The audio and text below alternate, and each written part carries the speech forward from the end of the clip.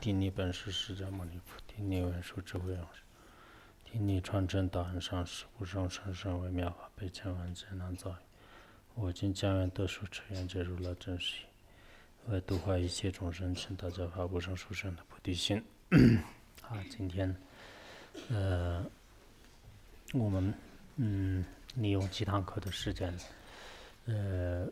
准备给大家简单的解释一下这个七句七道文的功德。这个七句七道文呢，释门恒仁波切有这个解释啊，就是有这个解释的一个叫白莲花。那么这个白莲花当中呢，就分了几个层次。前面是讲的是这个外修法，然后后面呢就是讲的内修和密修，也就是说以这个比较深的这个深的层次来解释的。那么我们这次呢就是大概的简单的介绍一下那个前面的，也就是说外修法的这个内容。那么这个内容呢，我想也是属于是密法的，最好是就是德国观定的。但如果即使是没有就是德国观定的话呢，对密法对莲花生大师呢，一定要有信心的人才可以听说。否则的话呢，你就觉得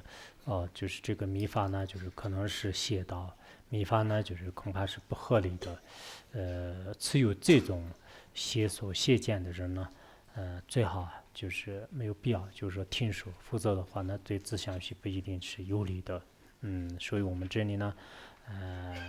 因为每年都是跟这个学院的金刚道友呢，还是要就是介绍一些密法的这个修法功德啊，还有一些那个窍诀。那么这个呢，算是密法当中的，也是一种简单的这个修法，也是一个介绍这个念诵的功德。所以我认为呢，我们现在很多道友啊，就是有些是因为密法的这个历史不了解，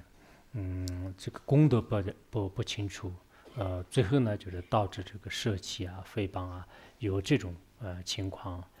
所以呢，如果各方面的这个因缘条件具足啊，比如说我们这个语言上没有什么隔阂啊，或者是一些这个文字上呢，就是能大家沟通啊，这样的话呢，其实作为汉传佛教的有些新人啊，就非常有必要呢，这个了解就是藏传佛教的一些深深的道理。这些道理你明白以后的话呢，对你的一生来讲啊，的确也有很大的这个转变或利益的。否则的话呢，恐怕我们没有这个认识的过程当中，很容易呢，就是深深的佛法就是会这个放弃啊，造这个种种的严重罪业啊，就有这种这个情况。所以说，我们这个希望呢，大家就是一定要了解这个密法的这个真相啊，就真正是从它的历史源流或者说是根本的一些这个来龙去脉啊，就是这些明白以后的话，我们毕竟都是这个有智慧的人啊。有智慧的人，那么有智慧的人呢，他完全就是明白他的一切这个这种情况的话，那就是不容易，就是人云亦云，而这个随波逐流啊，就是轻易放弃，甚至呢就是诽谤诋毁啊，就不会这样的。所以说，我们这次呢也是很多道友啊，就是很远的地方，就是来到这个学院，然后呢。的确是这个求法的心思特别切，但是呢，有些人呢，就是只是这个求一个窍诀，就是没有就是大好基础的话，我觉得密法也是不那么这个容易的。为什么呢？因为现在的有些这个汉传佛教的弟子的话呢，就是刚开始的时候就受种种的这个家庭和环境的影响啊，就是对这个因果正见和甚至对密法的了解是极其鲜少。那么长大之后呢，以蒙宗因缘就是接入佛门之后呢，就开始这个修学密法，而修学密法的时候呢，马上得一个最高的这个修行啊，但下面的这个基础没有打好的话呢，很容易转变，甚至呢就是退失真见呢，有这个情况就是时时发生，所以我们就为了避免呢，很多人堕入邪道，一定要就是先以次第性的就是了解密法的真相，这样呢，就首先应该最基本的有些这个修法来源呢，或者呢就是说我们的这个修行的这些功德啊。逐渐了解之后呢，就是自己在这个首先应该用这个潜入这个深处啊，就是应该说是深入浅出，就是可以这么这个理解，就是这样以后呢，就是自己心相续呢，就是容易这个就改变，而改变呢就是不容易这个退转啊，就这一点就极为的重要。所以我们这次也是跟这个很多道友呢。确实，这个出发的这个心就是特别，这个虔诚啊，平时在自己的这个生活当中呢，就是舍弃了很多的，比如说自己的这个家庭也好，工作也好，还有方方面面的，就是自己认为是特别可贵的一些，这个东西呢，就是全部抛之脑后，而到一个寂静的地方去这个希求正法。但希求正法的时候呢，往往都是没有按次第来的话呢，就是结果啊，就并不是自己最开始所想的那么美好，就是最终自己也会带来种种的遗憾。所以我们呢，就是一方面就是确实也像很多的这个弟子啊。就是道友的话呢，就是对这个藏传密法是有这个信心的，应该呢就是要得出就是殊胜的这个窍诀，但同时呢，就是一定要就是注意，就是先就是从什么样的这个理论或者是修法就是入手，否则的话呢，恐怕是这个作为这个传者的话呢，就是也最后啊就是会这个就会后悔的。而这个听者呢，就是也得不到利益。如果得不到利益的话呢，那么就是佛法再殊胜也是，其实呢，就是对众生相续是没有利益。所以为什么佛陀呢，就是经常在有关经典里面说是因机视教啊，就这一点就是很重要的。以前印度和藏地的有些高僧大德的话呢，他完全就是了知这个众生的这个种种的业乐和根基，而随着他的这个业乐根基这个根性不同呢，就是宣说就是深浅不同的法门。可是现在这一点呢，也对很多人来讲是有一定的困难。但我想呢，我们就是中的来讲啊，就是比较谨慎，比较就是大家都比较注意，就是逐渐呢，就是让这个密法的一些真相就是了解之后呢，这种人呢。就不容易就是退转，确实是我们现在对这个密法的这个了解啊，就很重要的。否则的话呢，我以前也是遇到过一些这个所谓的一些高僧大德和一些知识分子，他们对那个密法呢也有就是表面上的一些这个研究和探讨可是呢，就是最基本的有一些这个历史和最基本的有一些这个修法呢，就是没有明白。这样以后的话呢，就是完全是成了一种学术和语言上的交流啊。结果呢，就是自己相信呢，就是并没有被这个密法的这种甘露，这个法语呢，就是加以滋润，就是很可惜的。所以，我们很多人呢，对密法一定要有这个信心啊，就有了信心的话呢，你会明白就是这个密法的这种这个殊胜性。我觉得这种殊胜性呢，确实是不仅是我们这个所有的这个佛教当中有。就更主要的呢，这是在密法当中呢，也的确是特别的这种这个就明显了啊。就是我本人而言呢，就是的确是在这个学习这个佛法这么多年以来呢，就是每次都是对这个密法的任何一个理论也好，修法也好，包括念一些咒语的这种感应的确是就是越来越就是增加这个信心。增加信心的话呢，自己也就是认为呢就是这是因为是这个真理以真理的话呢，就自己的心呢也是随之而相应。就可以这样认为的，而并不是呢，就是认为是因为密教呢，就是它是就很吸引人的，但实际上呢，就是它没有什么就是了不起的一些这个高僧莫测的教理也好，或者说是一些修法的这个殊胜性呢，并不是这样的。真的是我们有智慧的人呢，就是越来越这个研究或者是修持的话呢，就知道是它的这个殊胜性就现在我们。包括那个就是对这个佛教的这个公认呢就是应该全世界来讲呢，就是在很多这个学说和知识当中呢，就是也是认为是这个佛教是这个最权威的。以前我也看过很多书就是书里面的话呢，尤其是现在的一些研究科学工作的人还有一些对这个各个这个宗教呢，就是比较了解的这些人的话呢，就是他站在这个很公正的、很那个就客观的角度来分析的时候呢，就是都觉得是佛教就是的确是非常的这个殊胜就殊胜的。为什么呢？因为这个佛教呢，一个是它的慈悲观呢，对所有的众生就是。包括就是所有的人类也好，就是对所有的众生呢平等的这个对待，就是这一点呢，就是任何宗教都是不能就是做到的。还有一个呢，就是佛教的这种整个智慧的包容性。整个智慧的这个宽容呢，可以说是在其他宗教是根本就是做不到的。很多宗教呢，就是有暴力的，就是有种种的一些这个就甚至增上烦恼的，就这种情况都也就比较多的。因此，我们这个佛教呢，就是可以说是其他的宗教也好，世界上的任何的这种学说呢，可以在这个佛教当中呢，就是让这个照得到。而佛教呢，就是涵盖这个所有的这个知识。正因为是这样呢，可能我们这边的好多道友就是也许就是清楚，就是今年呢，就是09年的这个7月28号的时候呢，就是在那个联合国那个日内瓦，就是开了一个世界这个联合宗教的会议。那么这个宗教的会议呢，就是说是在上面呢，就是这个参会的人员呢，就是应该全世界的，就是各大就是宗教的，就以五大宗教为主的，就是所有的大大小小的这种宗教。那么宗教里面的这个参会，就是这个参加会议的主要的呢，就是有200多个宗教领袖这种宗教，他们当时呢，就是一个就是通过这个投票就是通过投票呢，就是选举，然后呢，就是准备就是发一个那个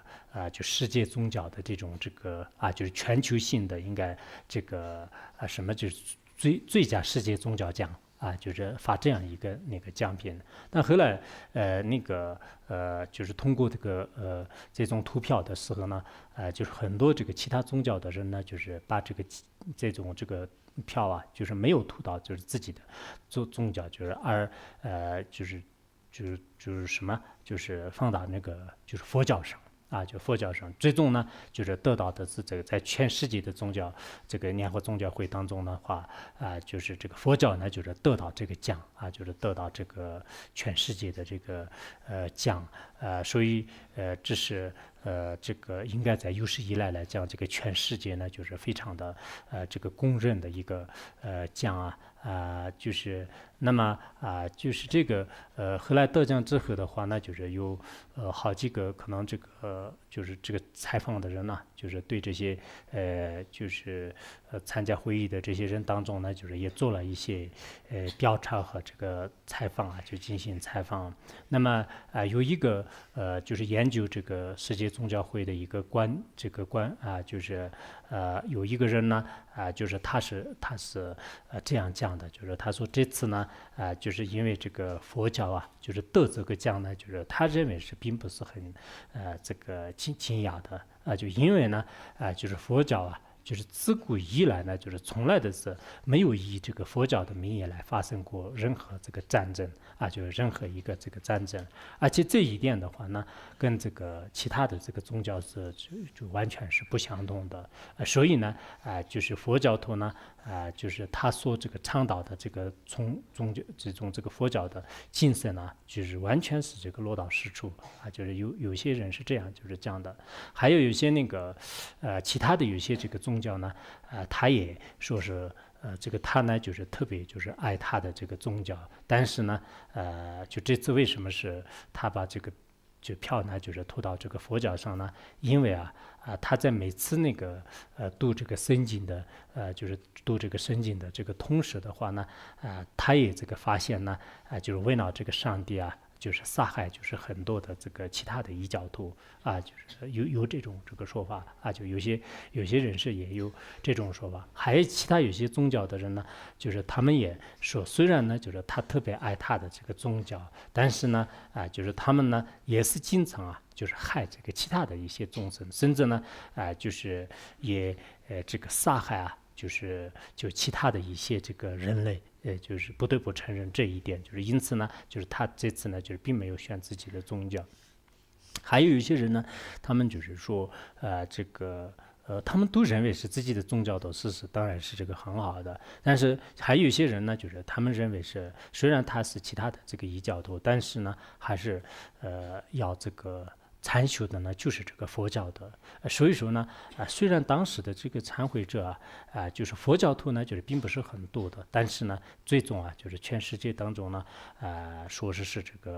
这种全球性的奖呢，就是这个佛教得到的。但后来真正就是得奖的时候，没有这个佛教的这些团体来就是领奖这个有些人呢，就问这个为什么呢？就是有一个缅甸吧，就是有一个比丘呢，就是他回答就是说是这个奖呢，并不是我们某一个团体就是所领奖的，这是全世界的，可以说是人类的有3个的这些众生的奖，因为每个众生都有福性，就是他可能说的也比较高。就是不管怎么样，就是这个呢，就是在外面呢，就是有一个叫做是这个人间福报，就人间福报的这样的这个报纸上是很严谨的，就是应该就是传出来的。然后呢，就是据说是在这个英文的很多这个报上面呢，就是当时也是就是一直这个全球性的公布过，就是这是我们作为这个佛教徒的话呢，也并不是认为呢因为我们得一个奖，就像世间人一样的我今天就是得了一个奖，通过各种途径呢，就是得到的话呢，就是自己就是特别的这个高兴就是其实也并不是这样的，因为这个参会者当中呢，就是有很多佛教徒，当时佛教团体为什么不领呢？我觉得这也是一种无私的精神就这也是无私的精神。我们呢，并不是像其他的世间人一样，就为了就是名为利养或者是为了得一点名声呢，其实不就这一点。但是对全世界来讲，或者说是对整个来自这个一切学说来讲呢，就是佛教的这个真相是公认，这一点就是很重要的。如果你知道是佛教呢，就是有如实的这个殊胜性的话呢，那么我们密宗的话呢，也可以说是在佛教里面呢，确实是也这个占这个主导地位。那么这一点就是现在有个别的一些仙宗法师就不是特别的这个程序，但这一点呢，我觉得也是这个情有可原的，因为以前呢，就是在这方面是了解的比较就是少就是如果你越来越了解的话呢，那么里面的这个很多的这种殊胜性它的这种加持和功德等等，就是这些是不得不承认的。因此呢，就有3个的，就是对这个大乘佛教有信心的人呢，应该会这个逐渐就是得以这个接受的。因此我们在座的很多道友呢，以后就是对这个密教的一些，先从那个基本的一些修法就是基本的一些这个传承上师们的这个历史然后他们的一些这个行为从各个方面呢，就了解之后呢，自己再去入这个更深的一些僧祇之地和圆满之地，以及呢就是这个大圆满大疏隐的一些甚深修法就是我们这一点就是一定要就是把握得住，否则的话呢，刚开始对密法的很多的道理呢，就根本不了解，而直接呢就是入于就是大法的话呢，有时候就是我们这个学密宗并不是学这个气功一样的。最近我都一直认为是我们在座的很多道友就是修这个密宗的这种次第就是修这个驾行的基础就是很好的就很多法师和很多道友呢，我也就是随时的去经常这个采访他们虽然我没有这个其他的这个采访这个工具，但是呢，就是我就顺便就是路上碰到就当着他就是采访。那么他们呢都认为是以前就是有时候就是理论上就接触的比较多一点。那么这几年呢，就是一边就是我们了解就是密法，就一边呢就是自己实地修持以后呢，真的感觉得到就是殊密无常一定要明白这个上师瑜伽就是一定要明白。上师瑜伽如果真正是上师的这种诸佛菩萨和上师的加持融入性的时候呢，什么法都就比较这个容易的。如果你没有这一点的话呢，好像是全是依靠完全是用一种理论或者是用一种辩论人呢，以分别念来就是进行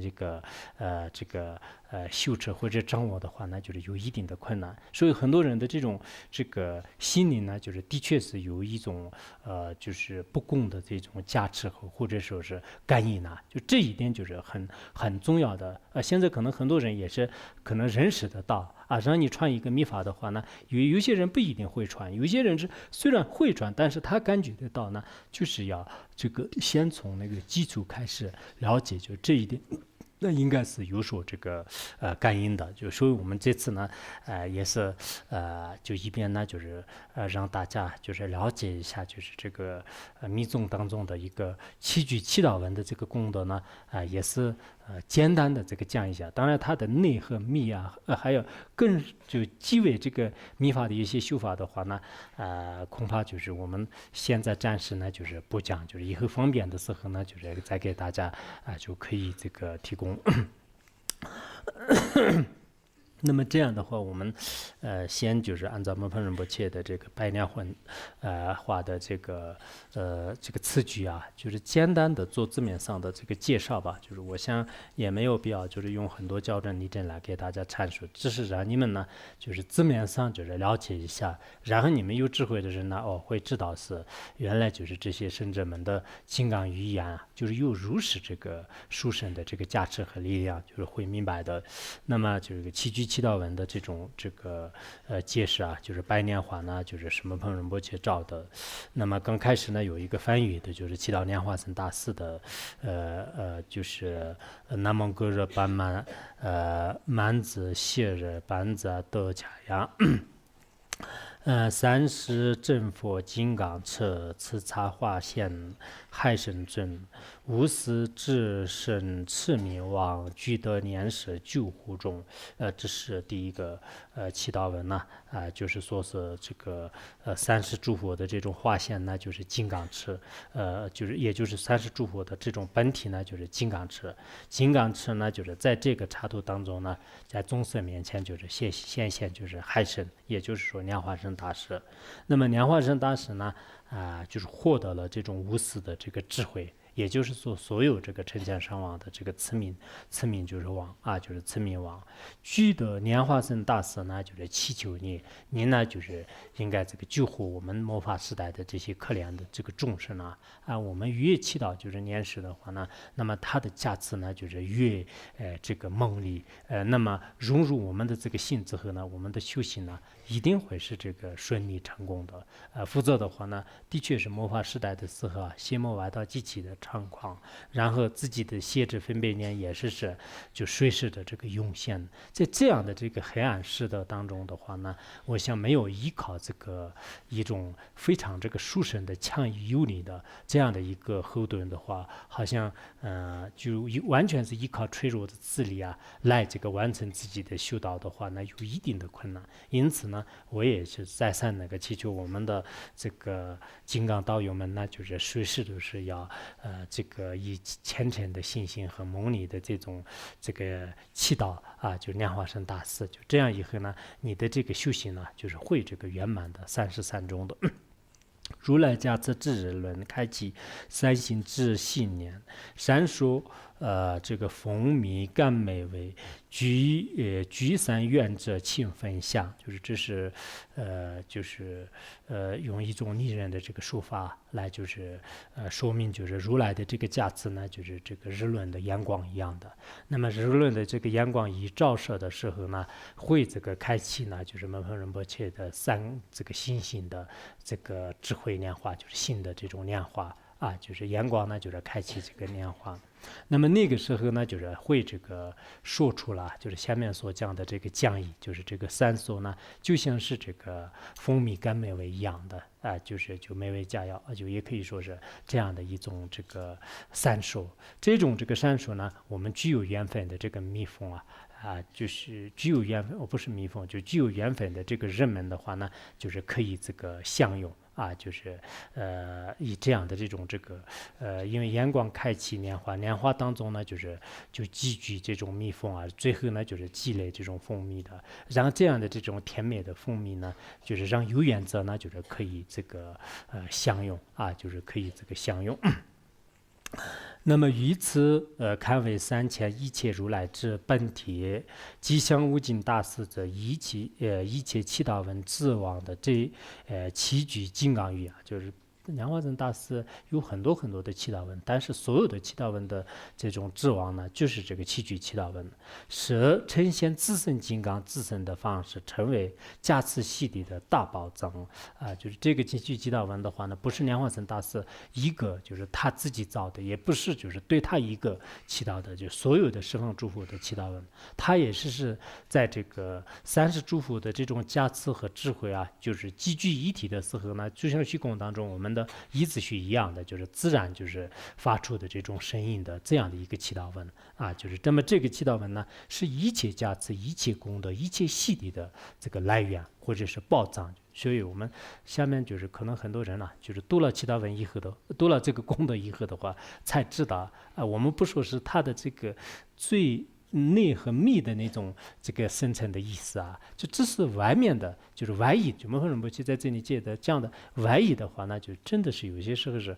不可思议啊。就是这么这个七句金刚文的话呢，有这么大的这个功德的话呢，我们有智慧的人肯定会这个想到的。正因为这样的话呢，我们这个藏地啊，就是108个佛藏大师的所有的佛藏品当中的话呢，都没有一个不出莲花生大师的七句七道文的。所以我们藏地呢，就是以尼玛巴为主的所有这个高僧大德也好，寺院当中呢，他们就是共同就是大修任何一个法的时候呢，就在开始的时候啊，就会这个念诵3遍，就是七句七道文呢，就是开始这个入手。所以这个呢，的确是不管是任何一个人，只要是诚挚的信心来开始这个祈祷的话呢，那么莲花生大师和十方诸佛以及这个三根本这个护法神等等所有的这些圣尊呢，就是全部都是就是云聚啊，就是在你的面前就是给你进行就是加持和灌顶呢就因此呢，我们这个作为一个凡夫人的话呢，的确是那个怎么说啊，就是在这个街道上的一个乞丐的孩子一样的，就是这样的这个茫茫人海当中呢，就是可能谁都就是不管他的。如果他这样这个以这个爱好这个神呢，就是呼唤就是母亲的话，那就是那母亲自然而然来到他的面前的话呢，他有这种这个怎么安全感，就是他有一种维护感。所以我们在这个魔法时代的这个黑暗呢，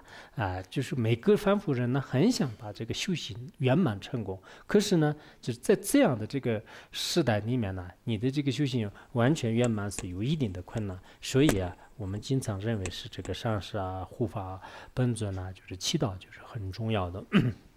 那么下面是有一个这个佛藏品的这个莲花生大师的祈祷文的一些功德，就是我们在字面上就介绍一下。本马嘎王清明永众郎巴的佛藏品，就这个是我们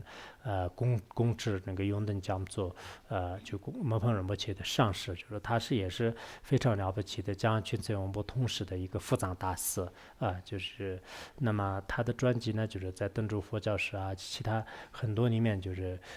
就很多历史书里面是有的。就是说一说，就是的确是他造了那个什么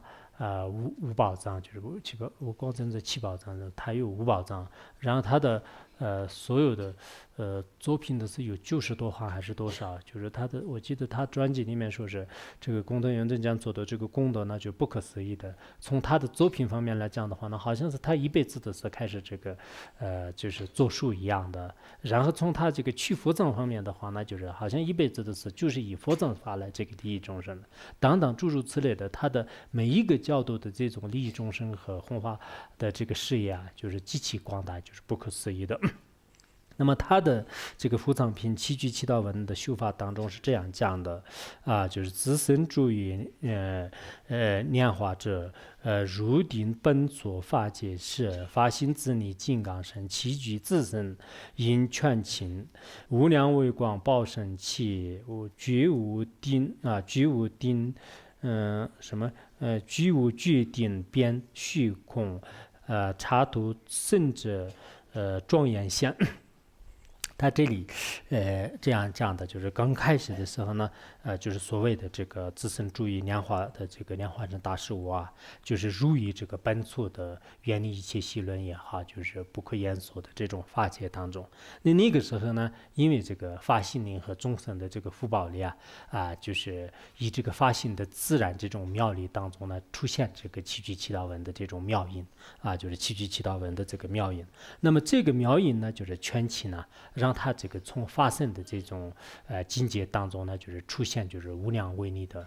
这个报身就是报身这个现象。然后报身呢，我们大家都知道具有这个什么诸尊眷属法世间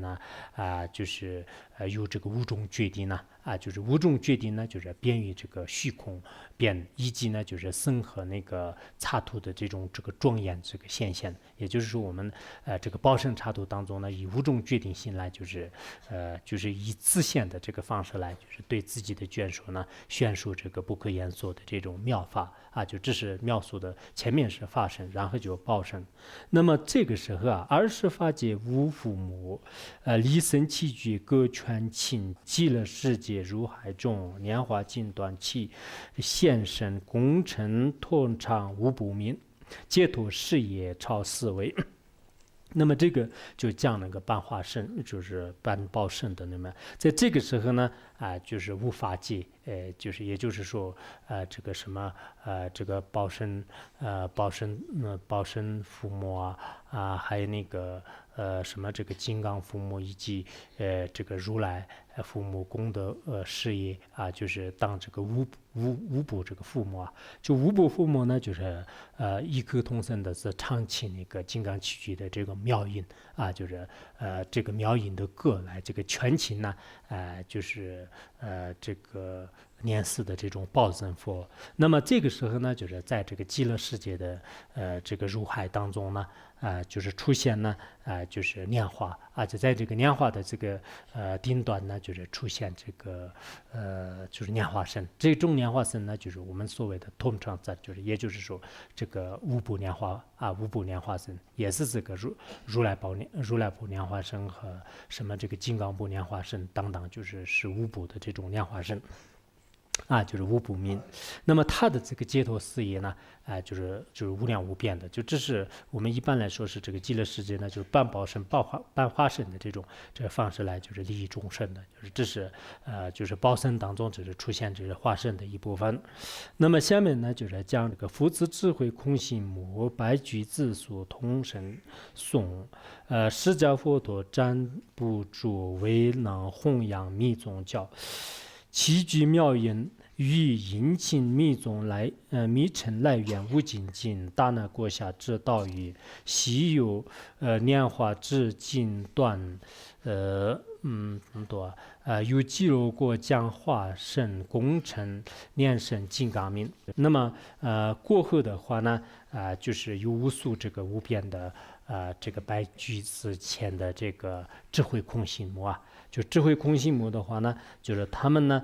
就是用这个金刚七句的这个妙音来，这个祈祷就是异口同声呢，就是用金刚七句的妙音来这个祈祷。祈祷是什么呢？就是这个释迦牟尼佛的这个国土南瞻部族呢，就是为了就是弘扬就殊胜的这个密宗这个金刚呢，就是请这个极乐世界的这个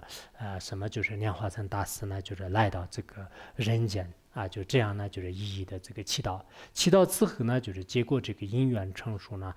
就是释迦牟尼佛的这个国土也就是说是密宗的这个来源无尽地方就无尽是现在所谓的阿富汗吧，就是在那里呢，就是有这个大难国下的一个岛屿的这个湖泊里。那么这个湖泊当中呢，就是出现了就是非常这个稀有的这个莲花，然后莲花的这个莲蕊当中的话呢，就是出现这个出现呢，就是由这个极乐世界就是幻化出这个世者，阿弥陀佛的心间幻化出的世子呢，就是在这个这个达那国下的这个湖泊里面的这个年月当中呢，就是出现一童子的这个现象。后来呢，就是国王安扎波的来到这个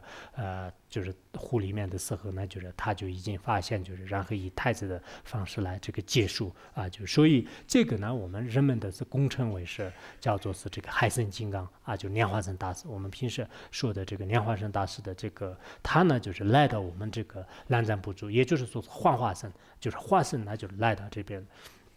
所以，如果真正的一些这个莲花生大师的要他的这个生平要介绍的话呢，那么这个是很多高僧大德的一些教言里面也是这样讲的，就是阿弥陀佛和释迦牟尼佛和莲花生大师的话呢，就是也是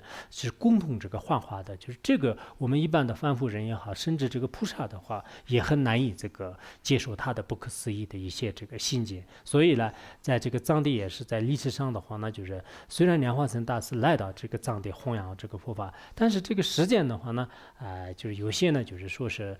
最短的是3个月的、6个月的、12个月的，就是18个月的，也有这种这个说法的。然后中等的话呢，就是3年的、6年的、12年的等等；长的话呢，就是有50多年的、111年的，就是等等有不同的这个说法的。但是比较那个公认的话呢，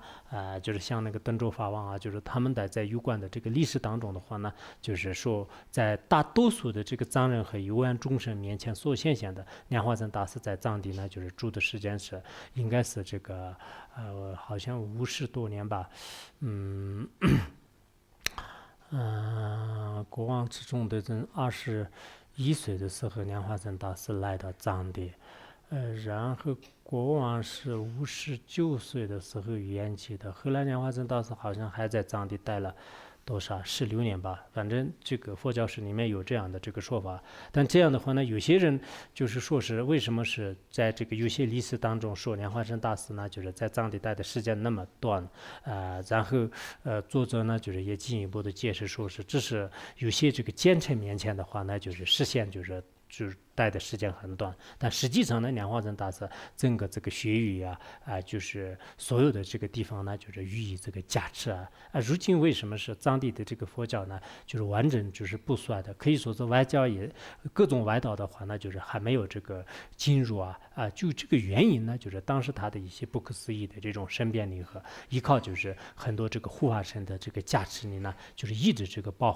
护着，就是应该有这方面的这个不可思议的愿气。所以我们每个道友的话呢，的确也是对自己的道场也好，对个人的这个修行呢，都以这个保护的话呢，就是随时的是祈祷莲花生大师很重要的。其实我们这个藏地也好，汉地也好，很多的真正的一些大成就者的话呢，在他们这个自身的修持当中呢，的确也是有这个莲花生大师的这种这个修行以前在这个监狱里面，有时候这个包括汉传佛教的有些这个禅师有些这个修行人呢，最后圆寂的时候也是实际上了解就是他是那个就是修密法，尤其是这个祈祷莲花生大师的，当时这个罗拉活佛和贡嘎这个活佛的这个弟子当中呢，就是这种现象是非常多的，就是在这个后来的一些时代当中。就是比较多的，所以我们在这里呢，就是要知道，就是莲花生大师呢，就是来到这个人间，在众生面前显现的时候呢，应该这样这个显现的，实现身边不可思稀有庄严不可量，海岛勇士空心魔大秘密智体火莲花幻化王须等金须巧绝白句子说话娱乐各相宜为立先进未来说，他这一段的这个意思呢，就是说当时这个莲花生大师来到人间之后呢，在这个众生面前呢，就是实现的就是不可思议的种种的一些这个圣像然后就是有种种这个庄严不同的就是一些这个幻变法来，就是这个利益这个众生的，尤其是呢，他就为了就是当时当时的一些这个众生和未来的一些众生，在不同的这个众生的这种根基和依乐就是面前的话呢，就是依了不同的面前的一些这个护法神，不是护法，就是什么，就是这个一些空心木啊，还有一些这个金刚勇士啊，以及这个人类啊，在他们面前的话呢，就宣说了这个就是不可思议的就是无数的这个大秘密的这个醍醐，也就是说这个拈花这个幻化王须等等啊，就拈花王须等等，就是许许多多的这种这个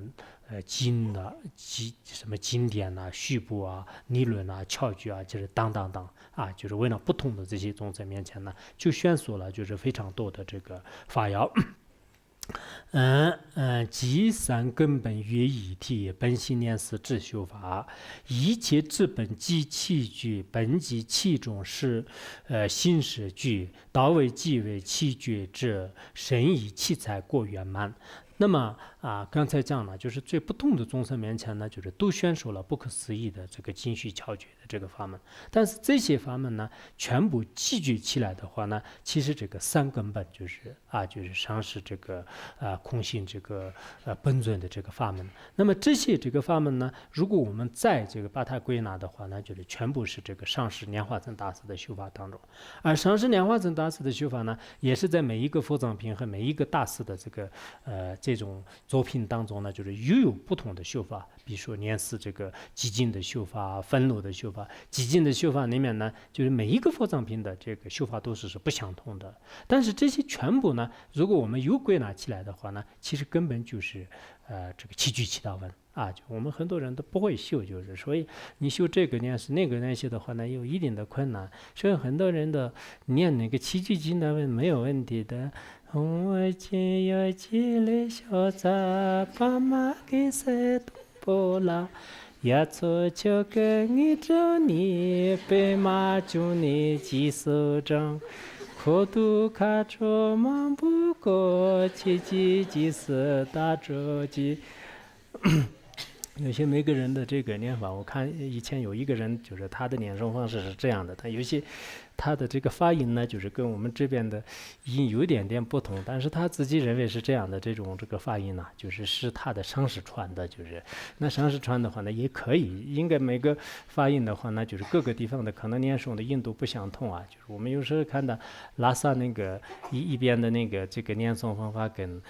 我们这个康区和还有就是多康就好几个地方的音是完全是不相同的。阿吽班泽仁格尔巴纳斯的阿吽贝扎古鲁贝马西迪夫，好像很多地方就有点这个差别的，但是就像我们以前讲的那个金刚诀一样的，就是意思上呢，就是只要自己心清净的话呢，我看呢，如果定一个真正的标准的话呢，就是有一定的这个困难就比如说我们韩文的欧玛尼邦美红是，然后让香港人就是按照他的这个口音来读一遍，根本不懂普通话的人，让广东人就是用他来读，甘肃人有他，然后四川人就是每个不同的这个方言的人呢，他如果没有一个普通话的标准的话呢，那么每个人就是读的话呢，他每个人的这种发音都可能不相同的就不相同。所以你不能说是你这个甘肃人就是说的是这是标准的，就是这个香港人一点都不标准的话，那没有道理的。就是应该我们不同的这个地方呢，有不同的这个音法就发出来，就是这样。所以这里这个七句七道文呢，就是所有的这个上师的这些本尊的修法，全部都已经包括在这个里面那么这个七句七道文呢，其实记到过的一切法都已经记住了。比如说我们基尾的就是所有的气十句所设的一切法，然后到位的这个气觉之所设的一切法，国尾的这个气这个生意就是气这个生意气法的这个气彩的这个所有的这些过法呢，就是全部都可以包括的就是全部都可以包括的。如是为一次金刚妙音全气念化我，你即将您欲加此达智慧之观顶。那么如是以这个金刚这个七句祈祷文来，全勤啊、祈祷或者是一特别就是好听的这种这个音就是一种妙音来这个祈祷我。如果祈祷我念化身大师的话呢，那么就立即就来到他的面前就立即降临，这是这个金刚语就立即来到他的面前呢，就是精心就是对他这个价值，并且呢就是赐予就是大智慧的观点我们现在有些道友天天都是找不到，就是上师这个观点就是一直是到处都去这个打听，就是很多上师呢就是也是比较忙身体不好还有种种原因，就是一直不观定。就这样的话呢就你们就求莲花生大师观定，就是天天念七句祈祷文，那么他也是用智慧身就是来到你的面前呢，就是进行这个观点。只要我们有信心的话呢，决定也是得到就是加持和观定的，就是他这里也讲智慧观定。三根本尊如云觉，无碍赐予二系的真实觉数蒙之，就蒙之我，什么红光映照妙相意，那么就是这个我们通过七句祈祷文来这样祈祷的时候呢，就是上师本尊这个空性就所有的三根本呢，就像是这个就是怎么说就是这个就云举般的，就是已经涌现在自己的面前，就是予以这个加持就是无碍的，无有任何障碍的赐予共同系地和不共同系地。还有呢自己也是通过这样的这个修行之后呢就是真实就是莲花生大师和一些本尊这个加持的感觉感应就觉数出现的，或者呢就是梦中也是得到的就是我的那天这翻译的过程当中，确实真实不敢说的是，在梦中呢，就是一直是在这个翻译的过程当中很多次，梦中是做梦莲花生大师，但这个是我觉得也不是什么高的这个境界，就是我们每个人呢就像无垢王尊在《窍诀宝藏论》里面说，如果每个人是修的话，那决定是得到的，就是有6种法。这当时怎么讲的？如果法就是修的话，那就决定会是得到这个价值的。反正我记得不是很清楚，就是决定得到的。所以我们有信心的话呢，每个人都是应该得到的就是这种这个感应也好，它的价值也好，观点也好，只不过是我们不修而已。就是修的话，那就是每个人都会得到的。就是那么还有呢，就是出现就是你在这个修行的官方的这个诸位，就出现一些这个红光或者是妙相就是等，就是文表示因要故生于艺术大价值，觉性妙理顿悟气，八部贵身为聪明为民聪。那么同时你这样这个七句祈祷文来这个修持然后呢就是自己也经常就是听到一些这个就发出的一些这个故声发出的一些天人的这种这个发故声就是以及这个护法空性的就是种种的这种音乐声以前就是有些修行人就是在他的这个山洞也好，这个官方的诸位呢，经常就是听到种种的这个妙音还有自己的身体语言都受着这个大的这个价值就以前你身体特别的这种怎么说就是不调顺就不调顺，但你通过修行以后的话呢，很调柔的，然后自己的语言呢，以前就各方面都是不注意，通过一个有价值的这种法修完了以后呢，完全都是这个语言也变了，然后心里也是以前就是烦恼特别的这个慎重，但后来就是通过莲花生大师就是特别这种强烈的一种这个价值入于自己的心的时候呢原来贪心很大，嗔心很大，痴心很重的话呢，那一下子就完全这个人已经改变了，这是我们修行人当中可以看得出来，就有些人都是这个改变特别快，这就是这个诸佛菩萨的加持入心的一种缘故就是树大加持。还有一些这个根基比较好的呢，就是他的这个觉性妙力就是顿时这个可以出现的，通过这个修行以后的话呢，就马上已经这个开悟恍然大悟而且在那个时候的话呢，所有的这种龟僧八部就是全部都是这个就是你随时都是有什么样的这个命令的话，不但他们不会害你的，而且呢所有的这个护法神龟僧都是经常呢就是帮助，就是让你这个弘法利生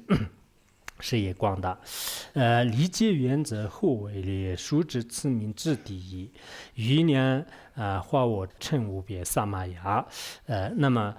就是人就如果你通过这样的这个念思祈请文来这个修持的话呢，就是礼仪就是无量无边的，凡是与自己结缘的这些众生。我们现在有些人就不能就是帮助他们，但如果你这个自己有一定的修行境界的话呢，对你好也好，对你不好也好，凡是与你结三缘恶缘的这些众生呢，都可以就是得以帮助的，而且自己也是获得了很多的这种这个威力。就我们有些人现在说话的威力也没有，发心的威力也没有，天天都是好像怎么说就是做一点点有意义的事情的时候，威严特别大就一直是不能这个善始善终。这个原因是什么呢？就是自己有时候可能业力就是比较慎重，还有呢有一些这个贵神就是一些魔种的话呢，经常也是扰乱自己的相学。但有了这么好的这个法门以后呢，就是自己获得了这个威力，很快的时间当中达到成名，过于莲花生大师这个无二无别就是然后那个就是下面呢就是说下面说那个这里有个我记就我就是的意思，我记正是三根本有大海深金刚僧苏澈幻化妄想者相应圣洁二七道。他说这个我就是真实的这个三根本，就是莲花生大师我呢就是就是我即真是三根本也就是说呢就是在众生面前就是这个在莲花海里面就是出现的莲花身就莲花这个金刚身。那么数次就是大幻化妄想，就是他是在众生面前呢就是数次这个幻化妄想的。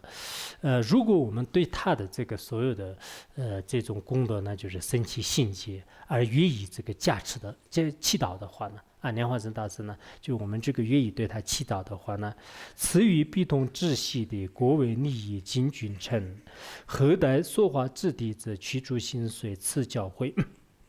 那么如果我们祈祷的话，那就是必定会是得到这个相应的这个洗涤我如果特别上等的祈祷，那就是我会得到上等的观点和价值；我中等的祈祷的话呢，我会得到这中等的这个价值就是那么就是所以说呢，就是为了利益就是当时的这些君臣和后代的这些说话弟子呢，就是莲花生大师当时也是去除了这个心髓般的这种这个慈悲的教诲。为弘印笔圣佛藏着实出现我幻化20倍若法愿力显现光明表示文聚会这是跳化法利益众生光无边萨玛样。那么当时这样的这个教诲莲花生大师的这样的这个教诲的话，那就是是没有这个加以就是弘扬的，就是当时就是进行这个隐藏就进行这个佛藏。那么并且呢就是受记就是未来这个做事的时候呢就是莲花生大师的这个说话，就是也就是说贝若扎拉的这个发愿里呢，就是这个依靠这个光明文字就是或者空性文字呢就是出现就是。那么一般来讲，莲花生大师的这个当时的一些七句祈祷文的很殊胜的，包括我们刚才公知仁波切的他的这个七句祈祷文的这些修法的话呢，很多都是隐藏在这个大海里面或者是虚空当中或者说是什么那个这个就是直接这个在深山里面等等，就是有许许多多的。莲花生大师那个前往罗刹国以后的话呢，有些这个历史上面说，空西摩玉西周节的话呢，就是用了100年的时间，莲花生大师的所有的这些神圣的教法呢，全部都是隐藏就全部都是这个复藏。后来的还有什么那个什么鸟迦那格玛拉贝若扎那那那米西多杰还有布玛木扎等等，就是他们也把这个特别殊胜的这些秘法呢，就是全部都是加以这个隐藏。后来的这个有缘的这些这个复藏大师的话呢，就是进行开举。其实这样的这个佛藏呢，到时候我们方便的时候也给大家讲一下佛藏法的一些这个殊胜特点呢因为这是其实在仙宗当中也是有就是好多经典里面登州法王的那个佛教史里面引用了好多这个经典什么大河流序啊，大河流经还是什么，就是有几个经典的，就是其实仙宗里面也是所谓当时释迦牟尼佛的有些特别殊胜的这种法呢，就是隐藏在某一个地方，后来呢就是某人来这个开始进行开启的。但是这种教理呢，就是在仙宗当中是不广的，而这个莲花生大师的教法里面呢，就是特别的这个广。所以我们现在后来的有些伏藏大师的那些伏藏品呢，读了以后的话呢，的确是生很大的这个信心。在藏传佛教当中呢，就是最公认的呢，就是最出名的有108位这个伏藏大师，就专门有一个伏藏大师传记啊，就伏藏大师。我们现在的这个佛教史当中的话呢，好像当中佛教史里面可能有一部分吧，就是这个里面呢，像那个慈悲光尊者啊、公智仁波切啊、江军在翁吧、摩诃仁波切啊，就全部都是属于这个伏藏大师里面。啊，就是属于这个伏藏大师里面，因此我们现在如果懂到了这个藏传佛教的这个伏藏的这种神圣这个含义，同时呢也了解到就是这个经传的啊，就是不是这个原传，是这个经传的。其实经传的话呢，很多的这个破誓言呐，还有一些怎么说啊，就是这个弟子与这个上师之间呢，就是种种的这些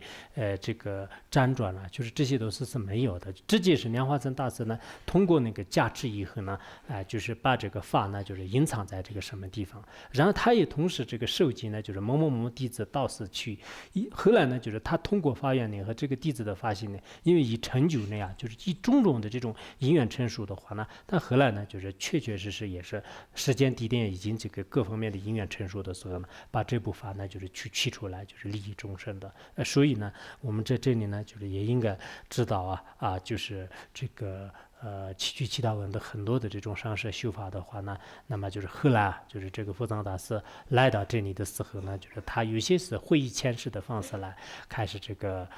就是造的。以前法王如意宝去那个不丹呢，就是那个巴州达藏深山，就是其实巴州达藏呢，就是莲花生大师当时显现那个愤怒像啊，就是气质这个老虎，就是降服这个魔宗的这个圣地。就当时上师如意宝到那边以后的话呢，就是也是以这个伏藏的形式来开启了，就是莲花生大师的梦修法啊，就是后来专辑里面也是有，你们方便的时候呢，再看一下，就是说有时候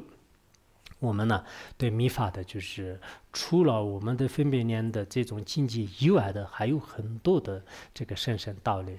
所以后学者呢，就是也这一点呢，就是也不得不不了解。